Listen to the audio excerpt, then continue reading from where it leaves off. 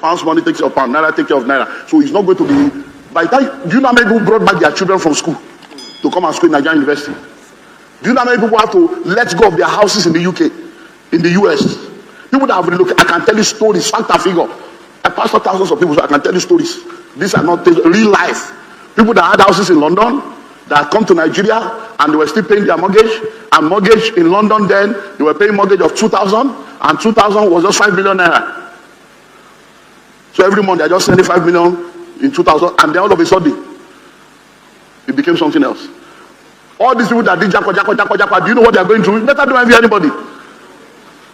All those people say, where's your family? They're in London. Where's your family? They're in Canada. If you know the sweat under the suit. 2-bedroom like this in Canada, 2-bedroom like this, 2007.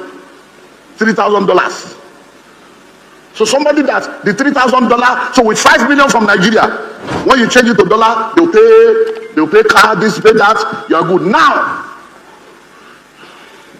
I know the problem. I don't know. I know many of you may be in that, so let me help you. You see, the business in Nigeria, I wish I have a flip chart. That's why they are not only facing financial pressure, their marriages are in shambles. You know why? Because you are here now struggling to gather naira. Before, all you needed was 5 million naira to take care of them in Canada. Now you need 15. Please help me understand. Which job will you be doing in Nigeria that you can easily let go of 15 million monthly to go to Canada? And you too will still take care of yourself and the house here in Nigeria. Whatever business you are doing that can let go of 15 plus your own 5, that means you are taking an average of 20 million times 12. That means you are going to be taking like 300 million from a business in Nigeria to finance a relocation in Canada. That is not generating revenue because your wife is in school or she doesn't have a good job and you are believing God. And then the business here is now dying. Then that's just that one. Then you now want to go and see them. At least, worst case scenario, you do twice a year. So somebody is servicing your wife for you. So you do twice, they will do 10 times. Reality, because when the cold enter, it's your wife that will say, can you please just hug me? You know, it's your wife that will go and ask her, not that they will say, this your wife, she just needs a hug. Because there are cold that winter jacket cannot handle. So to now save yourself, say, no, babe, don't worry, I'll be coming every 3 months. So every 3 months, economy class is 3.5 million. Economy. Then you're a big man, you don't do economy. So that's 9. 9 million times 4, plus all the other. So are you seeing now you spend almost $500 million? Now the family you are now spending $500 million on, you are not there, your children are growing up without you, your wife sees you as an absentee husband. So upon all the stress you are going through, when she's stressed out, no, what are you even doing? What did you even do for us? You feel angry, you feel bitter, then the covenant will tell you, be a man, relax, have mercy. What did I do for you? Your father and mother combined, could they take you abroad? But you can't say that over the road.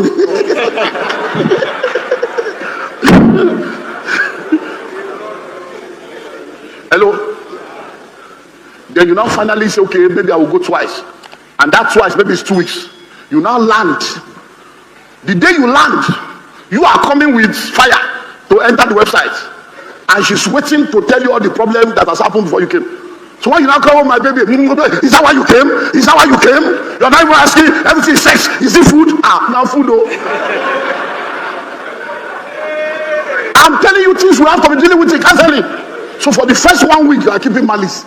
You are fighting. How can you talk to me like that? Am I not your husband? Is my conjugal right? You are arguing. Borobiro.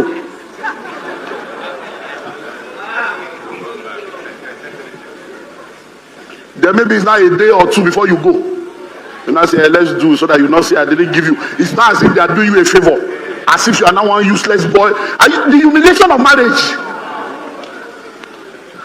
And that's what you are envying. You will now return, then you get to the office, there are breasts everywhere. Everywhere you go, everything they are giving you, they are serving you on the platter, and somebody is depriving you or something. Hello? You have no idea what people are going through. Why are you crying? Sorry, I didn't plan. Sorry, I didn't know it would cause somebody to be crying. That means it's your, don't worry, the Lord will heal your marriage. The Lord will intervene for you. Camera, please don't show them. So I didn't know that somebody will be crying. It's prophetic then. Okay. Number 4. It shields you from multitude of consumer-driven proposition. Consumer-driven proposition. Everywhere you go, everywhere you turn, everybody wants to collect your money. Everybody's coming up with products and services to take their portion from your pocket. It is wealth mentality that helps you to know this one is not for me, that one is not for me, this one is not for me. That something is raining does not mean you should be a part of it. Because everything that rains will stop raining. But there are some things that will rain forever. That will rain. So you don't have to enjoy every move, every fad. By the time you enjoy every move and every fad, one day you will now wear your own and say, this is 2002 now. You're like, what do you mean 2002? I said, my own clothes will never spoil. Your case should not be like the case of people that do ashwabi for wedding. And the ashwabi lasted more than the wedding. They say ashwabi 50k, 70k, 120k, 200. So we now spend 150 to buy ashwabi.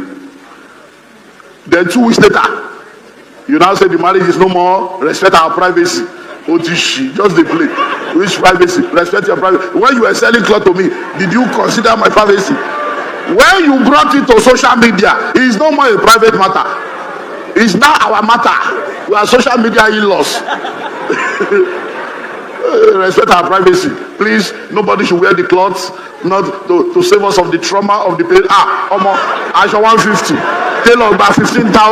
Oh, the 165. We go wear. I will wear it till it fade. In fact, I will use it to do Insta life.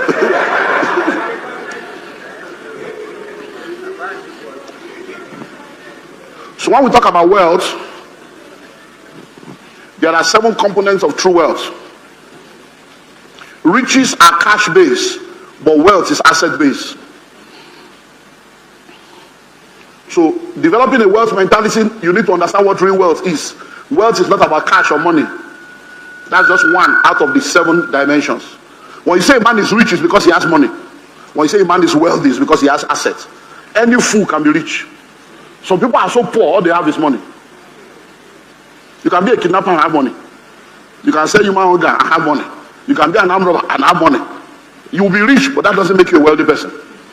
So riches are cash-based, but wealth is asset-based. So let's look at the 7 components of true wealth. 7 components of true wealth. Number 1, strategic relationship.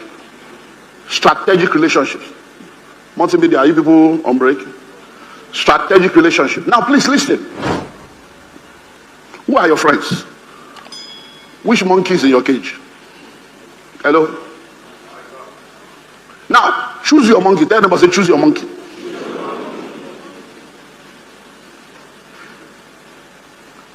Marriage is like a life sentence where you are permitted to choose your cellmate. Because once you marry, it's forever. But you use your hand for what I share, you use your hand to choose the soul. That's the same way friendship is. But the difference between marriage and friendship is that in friendship you can hire and fire. So choose your monkey. They say it takes a village to raise a child. They say I don't do village. You can create your own village. Hello? That's what Moradika and her team will help us see. Create your own village. So I teach in this church, I teach to people. I say, look, we still need villages to raise children. No? So look for other couples that share your value.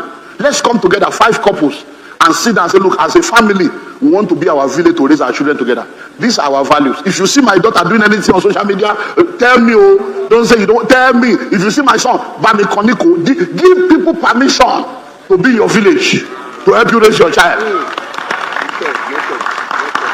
Look, as a pastor in this church, there are people whose children have done abortion, and the father says, oh no, my daughter is a virgin. I command that will not. Just fool yourself. Hello? Because will you not go and say, no, your daughter is not a virgin? No, yeah, she's a virgin. Amen. We thank God.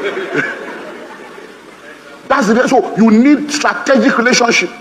There are 3 ships that must be in your life. If you have to sail through life, you need internship, you need apprenticeship, and you need mentorship. Internship, apprenticeship, mentorship. You want to sail through life, you need to choose your friends. Everybody cannot be your friend. If they don't share your value, put them in the outer court. Hello? We had a meeting a few hours ago called the crossover service. The whole of this hall was full, gallery was full, outside was full, like overflow 1, overflow 2, overflow, everywhere was full. Listen to me. There are some people that should be in the overflow. Don't give them front seats. There are some people that are supposed to be sitting in the gallery of your destiny. You give them VIP sitting. It's your fault. Because you allow people into your inner circle that should be checking from the window. So number one, the strategic relationship. If you need 1 million now, who will you call? Hello? My story started in 1997, you know. There was something that took place that will have led to medical crisis for my first child in this life. My first fruits. That is now 27 years old, will be 28 years old. And as I was thinking, that's where my depression started from. What if this has happened now? And I needed 100,000. Olumide, do you have anybody in your life that can give you 100,000? So I started thinking, my father cannot give me, my mother cannot give me, my sibling cannot give me. So I realized that my family cannot help me. Then I moved to my friends. All my friends are looking up to me. I realized I'm in the wrong circle. I looked to the church. Even the church cannot raise it. Instead of being, I now got angry at God. Say, so what are you trying to say? After serving you all this life, should I not be able to raise 100? But many of you are sitting down here right now. If you have cancer now, and all we need is 1 million, you will just die useless death. Because all your family combined, only raise 50K. Oh Lord, hey girlfriend, you are just a fool. Moving with useless people. New year don't come. Delete them from your life. We are going to talk pantry now. We are going to talk like now. They say it's expensive. We launch book. Oh, when you measure the price, this book is 50,000. They say, it's not a problem. It just shows your level. The university is 20,000. It just shows your level. Hello? Don't look. If you be angry, you know your anger doesn't move me. Just be angry and change. Ask yourself now, if they kidnap you and they say now 5 million, will your family pay? Do you have people that can pay 5 million on your head? That's how you just die in Sambisa Forest. Think. Oh no, to lay on double jeopardy. Money you don't have, relationship you don't have. Hey girlfriend. My guy. Number 2, assets. What assets do you have in your life? What asset do you have? You know, we were deceived in school. They told us an asset is anything you buy with money. So when they say assets, you write my shoe, my wall clock, my mattress. It will shock you. Assets. Hello? What's an asset? Anything that appreciates in value. What's an asset? Anything that produces cash flow. So sit down and ask yourself, do I have assets in my life? So that when you have opportunity, you start acquiring assets. If you buy 1 plot per annum or build 1 house every 5 years, you can never be poor for the rest of your life. Never. Where you are now, we bought this land 70,000. First 4 plots, 70,000, 280. That's 280,000. We raise the money, we levy people per family by force. This one is not free will offering. By fire, by force. 280, everybody don't pay. Hello? The next set we bought at 100,000. The next set we bought, final set we bought at 250 for 4 plots. 1 million, and we gave the man a car. Somebody sold the seed of a car, so we gave the car plus money to pay. Then I came to the people and said, people, if you know what this place was like 20 years ago, 25 years ago, 27 years ago, this was a dunghill. You know the way Orioke was? That's where this place was. We brought trucks, we were carrying dirt away from here. This place was water. By the time you put a rod inside, it's 8.6 feet inside. It's water where you are now. People came here and said, everything is in my Paris. Who took him there? Every time how can you go and buy? These things are on video. That this guy, forget it, he has missed it. I stood on this altar and I was telling them, Akowojo is the next Allen Avenue. That I see skyscrapers all over. You need to plug in now. I said, this place will be a place people will come from all over the world. Oh, this pastor.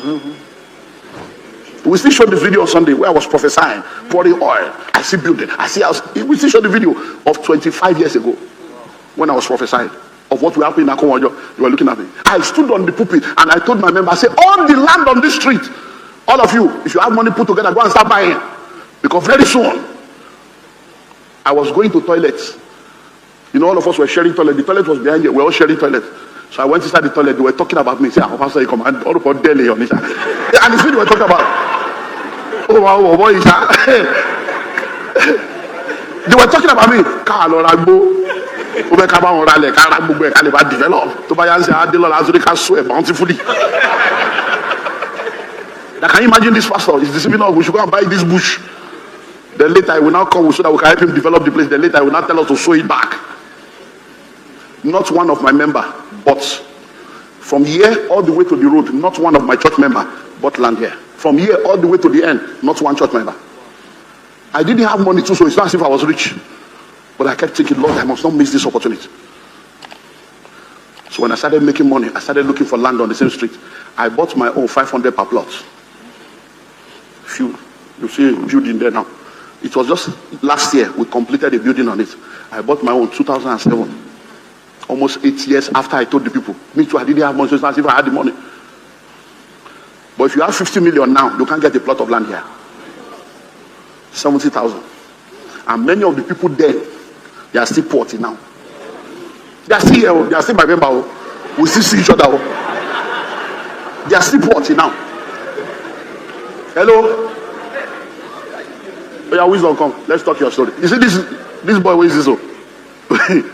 He was a bricklayer. He said it's not bricklayer, that is someone. He was one of the bricklayers that built this building. This guy has said, yeah.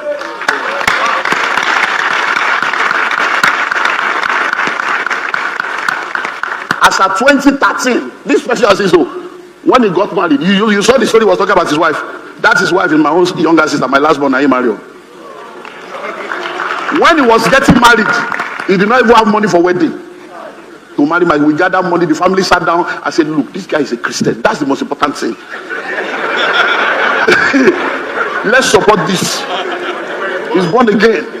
They got married. When they now had a child, they arrested both my sister and the baby at the hospital. They now started calling me. I said, at this time, I'm not doing it again. Marry, to be more 9 months notice. He can't pay us to be. We still came up again with it. Hello? By 2013, he came to me and said, sir, I'm tired.